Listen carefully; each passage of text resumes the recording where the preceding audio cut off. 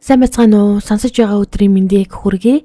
Та яг одоо Монголд болсон үнэн бодит гэмт хэргийн талаарх ямар ч хачир байхгүй гэрч шүүгдэгч болон шүүх шинжилгээ, шүүхийн шийдвэрийн мэдүүлгээс хүргэдэг сувгийг сонсож байна. Энэхүү хэргийг сэрэмжлүүлэг болгох үүднээс хүргэдэг бөгөөд нэрсүүд нууцлагдсан байдаг тул та бүхэнд ойлгомжтой байлгах үүднээс түгээмэл нэрсийг орлуулан хүргэдэг. Гэхдээ өнөөдрийн дугаараар би шүүгдэгчийг болохоор шүүгдэгчгээд амь хохирогчийг амь хохирогчоор нь дуудаад мөн гэрчүүдэд бас нэр өгөхгүйгээр аль болох та бүхэнд ойлгомжтой байдлаар тайлбарлах гээд үзье. Тэгээд зарим нэг хүмүүс энэ хэрэгтээр гарч байгаа нэрүүд чинь миний нэр байна. Би ингээд дургүй байна. Яагаад энэ нэрийг ашиглаад байгаа юм бэ гэд уурлаад байгаа учраас өнөөдрийнхөө хэргийг аль болох би ингээд түгээмэл нэр дурдахгүйгээр хүргэе гэж шийдсэн. Тэгээд өнөөдрийн ярих хэрэг маань 2018 онд болсон нэгэн харамсалтай хэрэг байгаа. Шүүгдэгч нь 2018 оны 7 дугаар сарын 7-ны өдөр эхнэр болох амь хохирогчтой гэр бүлийн таарамжгүй байдлын улмаас тусдаа амьдарч байгаад хамт амьдрахаар ярилцаж чойрт байсан 2 хүүгээ авчирхаар 14 цагийн орчим дархнаас хоёлаа гарч яваад 17 цагийн орчимд Төв аймагт амь хохирогч нь машинаас унсан байдалтай нас барсан үйл явдал болсон.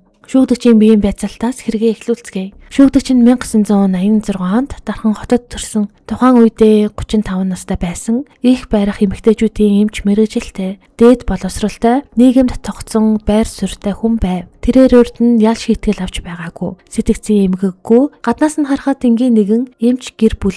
Гэхдээ гэр бүлийн дотоод харилцаа нь олон жилийн турш тогтворгүй байсан нь хэрэгт чухал нөлөө үзүүлдэг. Холбогдсон хэргийн талаар дурдахад шүүгдэгч нь 2018 оны 7 дугаар сарын 7-ны өдөр Төв аймагт автомашин жолоодон явж байхдаа зорчигчийг хамгаалах бүс зүйлгэлгүй тээвэрлсэн. Мөн үүний улмаас тухайн автомашинд арын суудалд сууж явсан шүүгдэгчийн эхнэр нь автомашины арын халгаар унаж амь насаа алдсан хэрэг гарсан. Иймд шүүгдэгчийг замын хөдөлгөөний аюулгүй байдлын дүрмийг зөрчснөөс хүний амь насыг хохироосон гэмт хэрэгт холбогдуулан шалгажээ. Энэхүү хэрэг анх харахад энгийн осол шиг санагддаг. Гэхдээ баримтууд үүнийг үгүйсгэж байгаа юм. Амь хохирогч нь 29 настай. 2 хүүхдийн их нөхрийнхөө хамт амьдарч байсан ч гэр бүлийн маргаан байнга гардаг. Сэтгэл зүйн дарамттай амьдарч байсан нь нотлогдсон. Хэрэг гарахаас өмнөх саруудад ойр дотныхондоо айж байна.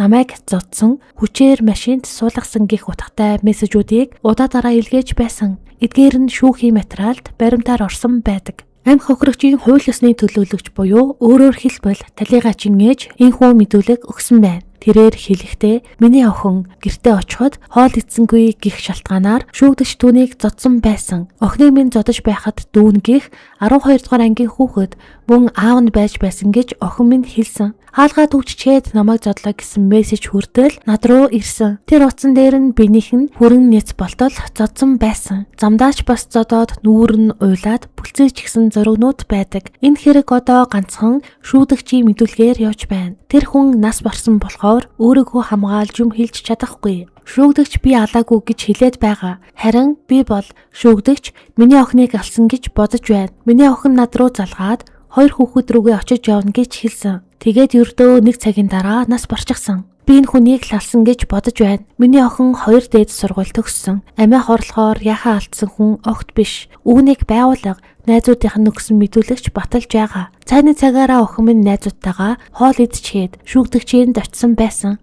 Тэгээд хоол ид гэхэд идэхгүй гэсэн чинь ингэж зодсон байгаа юм. Би их хүний хувьд маш их гомдолтой байна. Миний хамгийн бага охин энэ үед амьд байх ёстой байсан. Охины минь 2 хүүхдийг би түүнийг нас барснаас нь хойш өөрөө харж өсгөж байна. 3 жил 2 ачигаа би харсан. Тэжээгчийн алдсны тэтгэмжийг 2 хүүхдийнх нь хадгаламжинд хийх ёстой гэж би боддог. Гэтэл тэр мөнгийг бүгдийг нь шүүгдэгч авч байна. 2021 оны 8 дугаар сарын 30-нд надад тэжээгчийн алдсны тэтгэмж гэж 5 сая төгрөг өгсөн хэмээн мэдүүлсэн. Мөн амь хохирогч нь тухайн үед 2 найз руугаа айдас тусламж хүссэн утгатай мессежүүдийг илгээсэн байдаг. Тухайн мессежинд нь намайг зодсон, хүчээр чойрлоо аваад явж байна, хоол идсэнгүй, айгаад байна гэж дараалан бичсэн байна.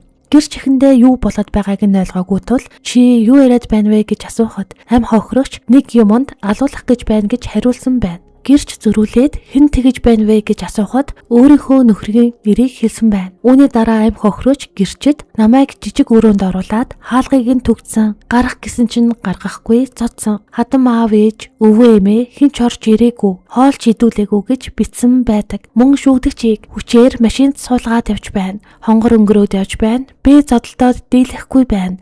Цээж урсан, толгой хүзүү эвгүй болчихлоо гэж улам бүр аимшигтай мессежүүдийг илгээсэн байна. Гэрч үүнд нь хариу болгож "Энд чинь даварч байгаа юм биш үү" гэж бичгээд амь хохирогч "Тийм ээ, амьд дээрээ салъя" гэж хариулсан байдаг. Удалгүй амь хохирогч баруун хараа орж байна. Толгой өвдөд байна. Цагдаа дуудах гэсэн чинь утас өгөхгүй байна хэмээн бичсэн. Гэвч тэр цагаас хойш утас нь таг болсон байна.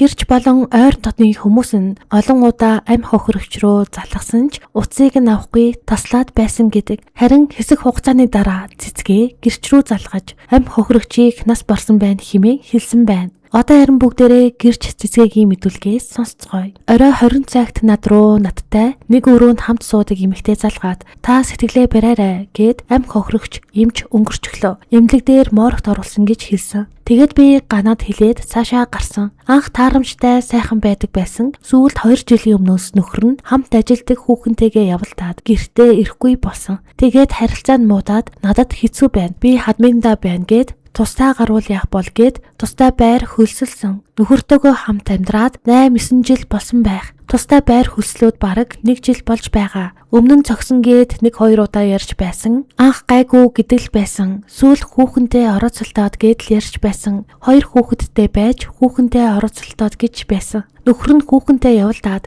гэртээ ирэхгүй. Тэгээд хадминдаа байх хэцүү учир тустай гарсан. Өчигдөр надтай уулзахдаа 2 хүүхдээ бодоод байр аваад нөхөртөөгөө цуг амьдрна гэж бодоод гээд ярьж байсан хэмээн мэдүүлсэн. Харин гэрч тунгаа мэдүүлэхдээ амь хохирогчтой уулзах үед гар хөл нь хөхөрсөн байх үед юунаас болсон талаар асууж тодруулахад манай нөхөр цохилоо гэдэг байсан. Тэгээд нөхөртөөгөө ховийн таарамжгүй харилцаанаас болж тустай амьдрах болоод төрөөслөх байр надтай хамт хайгаад явж байсан. Байр төрөөслөгээд явж байхад нь яагаад тустай амьдрах болсон талаар асуухад надад хэлэхдээ манай нөхөр ажлын газрынхаа нэг эмэгтэйтэй яваад байгаа юм шиг байна хэмээн хэлж байсан. Тэрнээс хойш удаа дараа тэр хүүхэнтэй явж байгаа мөн харилцаж байгаа чат мессежийг нь уншиж байсан хэмээн хэлсэн. Мөн сүүлдээ гэртээ ирэхэ болсон гээд тустай амьдрахаар болоод байр төрөөсөлсөн. Талигачийн том хүүхэд нь хүртэл манай аав нэг анатай мессеж бичээд байдаг хэмээн хэлж байсан гэж мэдүүлэг өгсөн. Харин одоо шүүгдэгчийн уулзаж байсан гэх эмэгтэйгийн мэдүүлгээс сонсцгоё. Шүүгдэгч нь эхнэрээсээ 2017 оны 100 салсан байх. Тэрнээс хойш бид хоёр хувийн харилцаатай болсон байгаа. Тэгэхдээ ямар нэгэн байдлаар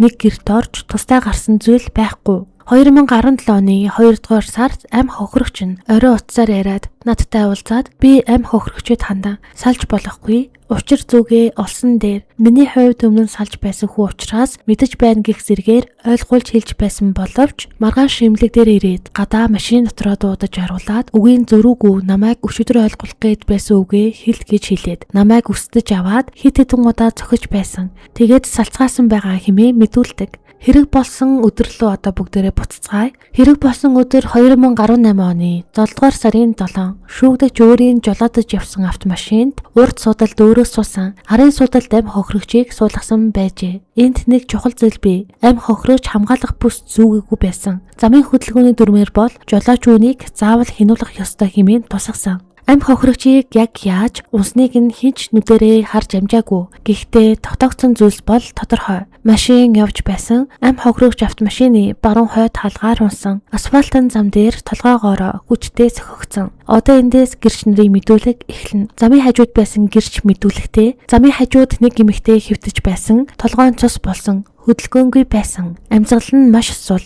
Тэрээр ойртож очиход тухайн эмэгтэй ухаангүй хариу үйлдэл үзүүлэхгүй байсан хэмээн мэдүүлсэн. Харин жолооч маш их сандарсан, уйлж байсан. Амьсгал хийж өгьгээд оролдож байсан хэмээн мэдүүлдэг. Тусламж үзүүлсэн гэрч мэдүүлэхдээ эмэгтэйн толгойн ар хэсэг маш их гэмтсэн байсан. Асфальтан дээр толгоогоороо унсан нь илт. Тэрээр зүрхэнд нь иллэг хийсэн ч цуцсны цохилт мэдрэгдээгүй хэмээн мэдүүлдэг. Энэ нь гадны халдлага байхгүй, машин мөргөөгүй гэдгийг нь баталсан юм. Амь хохирогчийг гэмлэгт хүргэсэн ба анхан шатны тусламж үзүүлсэн юмч мэдүүлэхдээ амь хохирогч 2018 оны 7 дугаар сарын 7-ны өдөр 17 цаг 10 минутын орчим ирсэн. Би ажил дээр байж байхад хоёр залуу орж ирээд "Эмч байна уу? Яаралтай хүн ирлээгээд тэгэхээр нь тухайн хоёр залууд күшээтэй гүгөөд тэр хоёрыг гарах хооронд монитор аппарат залгаж хүчил төрөгчийн аппаратаа ажиллахад бэлэн болгоод гарахад эмчтэй явж байхгүй болчихлоо гэд оруулж ирээгүй ба машин дотор арын суудал дээр хэвтэ байрлалтай байсан. Тэгэхээр нь би даралтын аппарат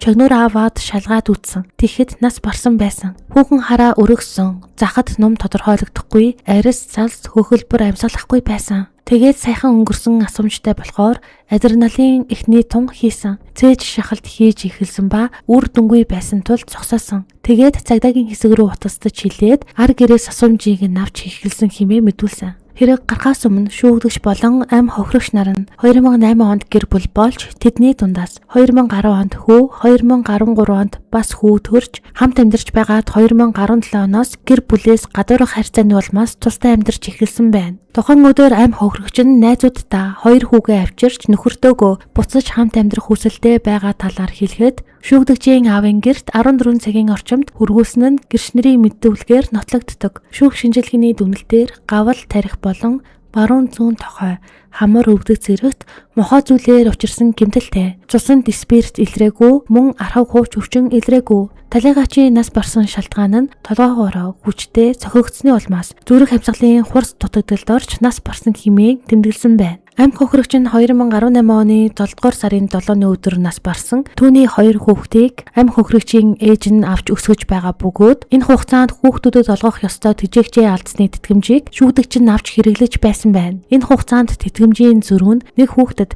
155 мянган төгрөг, хоёр хүүхдэд 310 мянган төгрөг хэмээн тогтоогдсон. Харин шүүхэд үзүүлсэн баримтаар шүүгдэгч нь 13 сая төгрөгийг хэрэглэсэн нь нотлогдсон. Үүнээс 5 сая төгрөг нь хууль ёсны төлөөлөгч болох ам хохирогчийн ээж шилжүүлсэн учраас 8 сая төгрөгийг шүүгдэгчээс гаргуулж хууль ёсны төлөөлөгчөд олгох нь зүйтэй хэмээн шүүх үзсэн. Учир нь энэ мөнгө нь тэдний хүүхдийн эрхийг хамгаалахад зориулагдсан. Хүүхдүүдийн сэтгэл санаа, нийгмийн орчинд хөгжих, хамгаалуулах, нийгмийн амьдралд оролцох, наад захын хэрэгцээт зүйлээр хангах эрхийг хангах ёстой байсан мөнгө юм. Шүүхийн дүгнэлтээр 2018-аас 2021 оны хооронд ам хохирогчийн ээж хүүхдүүдийг асран хамгаалж тижээж байсан. Харин шүүгдэгч шүүхээр хүлээн зөвшөөрөгдсөн мөнгийг өөртөө ашигласан нь хүүхдийн эрхийг зөрчсөн гэж үзэж энэ мөнгийг хууль ёсны төлөөлөгчөд олгохоор шийдвэр гаргасан. Шүүхийн дүгнэлтээс танилцуулгаад жолооч зоршигчийг хамгаалах бүсгүй тээвэрлсэн.